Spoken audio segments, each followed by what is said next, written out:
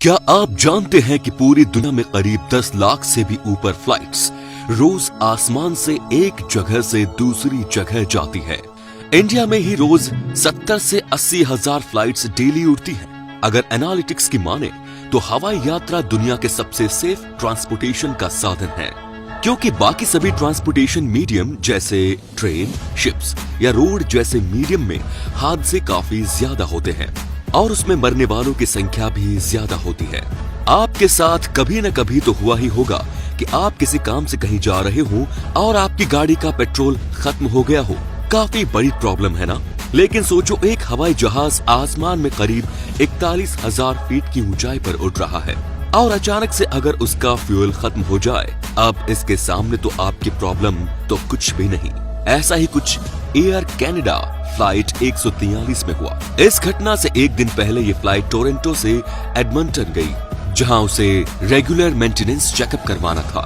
23 जुलाई 1983 की सुबह plane Edmonton से मोन्ट्रियल पहुंच गया। वहां पर पहुंचकर फ्लाइट मेंबर को अपनी ड्यूटी एक्सचेंज करनी थी।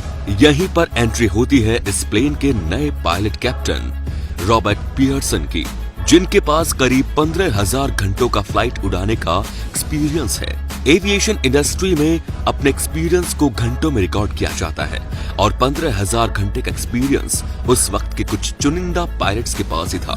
उनके पास इस प्लेन को उड़ाने आए थे फर्स्ट ऑफिसर मॉरिस कॉन्टेल, जिनके पास करीब 7,000 घंटे का फ्लाइट एक्सपीरियंस था।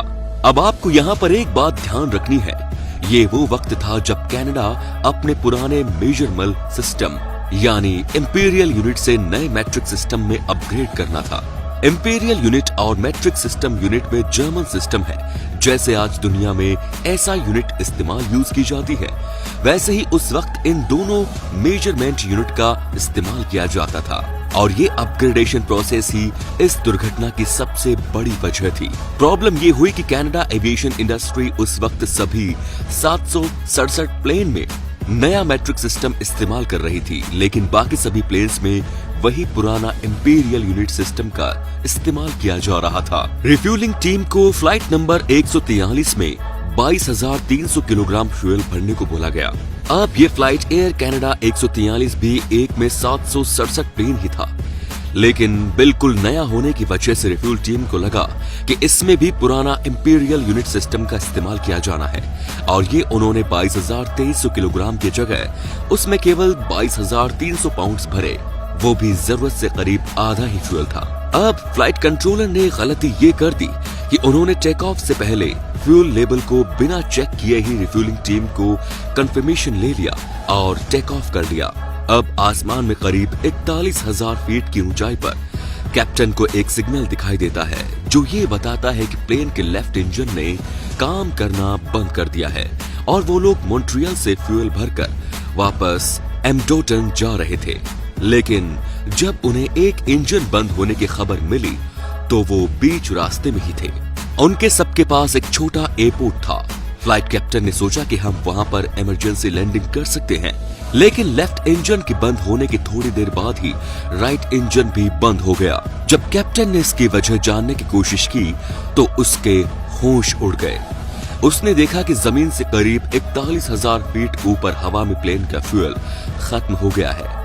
प्लेन में जो इलेक्ट्रिसिटी आती है वो टरबाइन के घूमने से ही जनरेट होती है।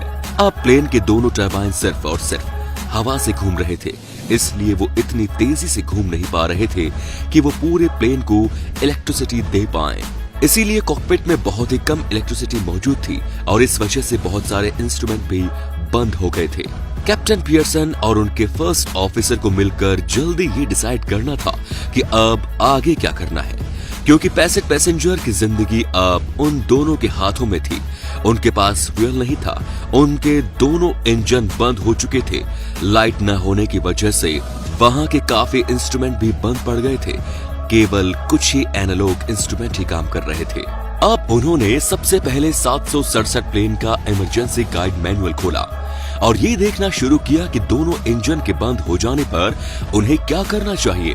बहुत ढूंढने में पता चला कि उस मैनुअल में ऐसा कोई कंडीशन नहीं है, कि उस दिन से पहले कभी भी ऐसा नहीं हुआ था और मैनुअल बनाने वाली टीम ने ये कभी नहीं सोचा कि ऐसी कंडीशन भी कभी आ सकती है, इसलिए इस मैनुअल में इसका कोई उपाय नहीं मौजूद था। कैप्टन पियर्सन ने सुपर सीरियस लैंडिंग करवाने का फैसला कर लिया। अब यहाँ पर भी प्रॉब्लम ये थी कि लाइट न होने की वजह से यहाँ उनका वर्टिकल स्पीड इंडिकेटर और एल्टीट्यूड इंडिकेटर काम नहीं कर रहा था, यानी उनके पास ये जानने का कोई तरीका नहीं था कि वो कितनी ऊंचाई पर हैं और कितनी स्पीड में नीचे जा रहे हैं। कैप्टन ने अपना पूरा एक्सपीरियंस इस्तेमाल किया और प्लेन को नीचे की तरफ ग्लाइड करवाना शुरू कर दिया। कैप्टन 400 किलोमीटर प्रति घंटे की स्पीड से प्लेन को नीचे ग्लाइड कर रहे थे। फर्स्ट ऑफिसर ये कैलकुलेट कर रहे थे कि इसी स्पीड से हम नीचे विनिपेग के इमरजेंसी लैंडिंग स्पॉट पर पहुंच सकते हैं या नहीं। प्लेन में मौजूद मैकेनिकल इंस्ट्रूमेंट्स और एयर ट्रैफिक कंट्रोल टीम द्वारा बताए गए डिस्टेंस को कैलकुलेट करने पर कि वो काफी तेजी से नीचे जा रहे हैं और बहुत ही कम आगे बढ़ पा रहे हैं और इस कंडीशन में वो इमरजेंसी सपोर्ट पर नहीं पहुंच सकते।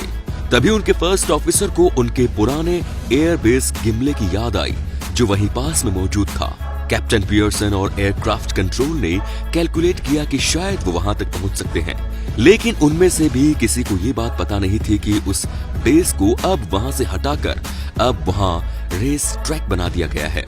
कोई बात नहीं, बेस ट्रैक पर भी तो इमरजेंसी लैंडिंग कराई जा सकती है, लेकिन अगर वो खाली हो तो इस वक्त वहां पर एक रेस चल रही थी और पूरा स्टेडियम लोगों से भरा हुआ था। जहां ड्रेन रेसिंग की जाती है वो हिस्सा खाली था। कैप्टन ने प्लेन को वहीं लैंड करवाने का फैसला किया। प्लेन के लैंडिंग गियर को ग्रेविटी ड्रॉप की मदद से बाहर निकाला गया। किसी भी तरह की लैंडिंग के लिए उनकी वर्टिकल स्पीड बहुत ही ज्यादा थी, लेकिन उनके पास ये रिस्क लेने के अलावा कोई दूसरा ऑप्शन नहीं था। लेकिन अभी भी कुछ ऐसा था जो उनकी लैंडिंग को बहुत ही ज्यादा खतरनाक बना सकता था। पहला, क्योंकि प्लेन के इंजन काम नहीं कर रहे थे और प्लेन में लाइट भी नहीं थी और उसमें कोई भी आवाज नहीं हो रही थी और बिना लाइट के उसे देख पाना भी काफी मुश्किल था। इसीलिए नीचे मौजूद लोगों को कोई अंदाजा नहीं था कि उनकी तरफ क्या आ रहा है। दूसरा, उनके फ्रंट व्हील्स, जिसे नोज व्हील भी कहते हैं, ग्रेविटी ड्रॉप के वक्त वो ठीक से लॉक नहीं हो पाया था। तीसरा, जब वो ऊपर हवा में थे तो उनकी हॉरिजॉन्टल स्पीड ज्यादा थी, तो ये टरबाइन ब्लेड इसमें से पास हो रही हवा की वजह से काफी तेजी से घूम रहे थे और ठीक ठाक पावर जनरेट कर पा रहे थे, जिससे हाइड्रोलिक स्टीयरिंग सिस्टम काम कर रहा था। लेकिन अब नीचे आने के बाद और हॉरिजॉन्टल स्पीड कम होने की वजह से ब्लेड बहुत ही धीरे धीरे घूम रहे थे, जिसकी वजह से हाइड्रोलिक स्टीयरिंग सिस्टम में पूरी पावर नहीं पहुंच पा रही थी और इसकी वजह से प्लेन को कंट्रोल कर पाना बहुत ही मुश्किल हो रहा था। अब ऐसे में दो बहुत ही अच्छी चीज हुई जिसकी वजह से शायद बहुत सारे लोगों की जान बच गई। पहला, नोज व्हील ठीक से लॉक नहीं हुआ था। अब जैसे ही प्लेन ने जमीन पर पहले कांटेक्ट किया, कैप्टन पियर्सन ने पूरी फोर्स के साथ ब्रेक लगाया, जिसकी वजह से वो नोज व्हील वापस अंदर चला गया और प्लेन का आगे का हिस्सा जमीन से जा टकराया और उसने एक अच्छा खासा बाउंस लिया और फिर से जमीन से टकरा गया और जमीन पर खिसता चला गया, जिसकी वजह से प्लेन की स्पीड काफी कम हो गई। और अब ये अच्छी बात इसलिए थी क्योंकि फ्रंट व्हील लॉक हो जाता तो पूरी तरह ब्रेक लगाने के बाद भी वो इतनी जल्दी इस प्लेन को इतना ज्यादा स्लो नहीं कर पाता और शायद वो प्लेन वहां पर मौजूद बैठने वाली जगह पर काफी सारे लोग रेस देख रहे थे, उससे जा टकराता। अब कैप्टन ने पिछले व्हील के केवल राइट ब्रेक लगाए, जिसमें लैंडिंग गियर टूट गया और लैंडिंग का सेंटर बाला पार्ट भी जमीन से टकरा गया और इसे और भी ज्यादा फ्रिक्शन जनरेट हो गया और आखिरकार प्लेन रुक गया। फ्यूल खत्म होने और इंजन बंद होने के करीब 17 मिनट के बाद प्लेन लैंड हो चुका था। इस हादसे में किसी को भी ज्यादा गंभीर चोट नहीं लगी। कैप्टन पियर्सन को 6 महीने के लिए डिमोट कर दिया और फर्स्ट ऑफिसर को 2 हफ्तों के लिए सस्पेंड कर दिया गया, क्योंकि ऐसा उन दोनों की वजह से भी हुआ था। उन्होंने बिना फ्यूल लेवल देखे फ्यूल का क्लियरेंस दे दिया था, लेकिन इसके बाद भी ऐसी कंडीशन में प्लेन को सही सलामत लैंड करवाने की वजह से उन दोनों को आउटस्टैंडिंग एयरमैनशिप की वजह से SAI ने सम्मानित किया और उन्होंने अपना पायलट करियर जारी रखा। उस 767 प्लेन ने भी कुछ मेंटेनेंस करवाने के बाद एयर कनाडा के लिए बहुत सारी उड़ानें भरी और करीब 25 साल बाद 2008 में उसे रिटायर कर दिया गया। वो 17 मिनट उस प्लेन में मौजूद एक एक इंसान कभी नहीं भूल पाएगा। तो दोस्तों, क्या आपने कभी प्लेन में सफर किया है? अगर हाँ, तो प्लेन में तो कभी कभी टर्बुलेंस आती है। क्या आपको इससे डर लगता है? नीचे कमेंट में जरूर बताएं। आप में से जो भी पायलट बनना चाहता है उसे उन पायलट से बहुत कुछ सीखना चाहिए। तो दोस्तों, अगर ये वीडियो पसंद आई हो तो वीडियो को लाइक शेयर जरूर करें। धन्यवाद।